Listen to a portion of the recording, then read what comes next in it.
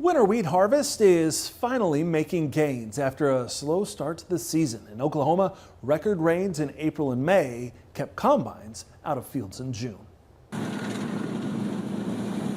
Winter wheat harvest is an Oklahoma tradition. Our grandparents did it, our dads did it.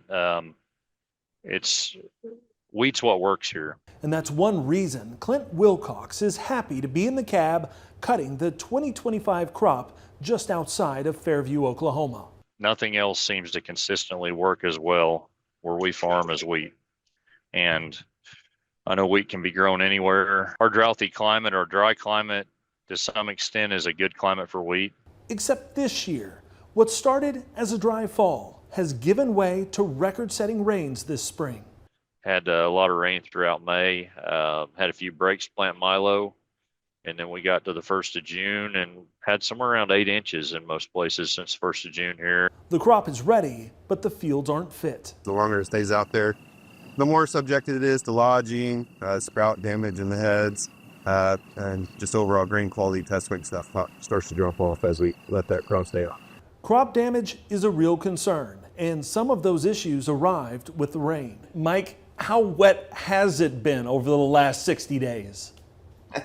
Well, we have just really been inundated with rain all across the western region of the state for the wheat belt. Mike Schulte is the executive director of the Oklahoma Wheat Commission and a farmer in the central part of the state. The harvest was ready in southwest and central Oklahoma in places, and it rained for 13 and 15 days to where producers never even got into the field once. So it really, I think, has created a lot of stress for producers because there's this concern that we're losing the crop. But so far, test weights have held up and yields are decent in the fields farmers can get to.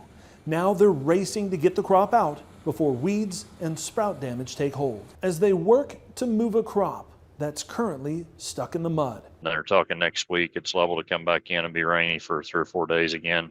Rain with few signs of stopping as the first half of June is now the 5th wettest in the last 100 years for Oklahoma. My folks are from northeastern New Mexico. We don't cuss the rain very often. Have you gotten close this year? Yeah, we've, I hate to admit this, but 2 Sundays ago in Sunday school, my wife added that we just 2 weeks of dry weather to the prayer list. I said, well, maybe 3.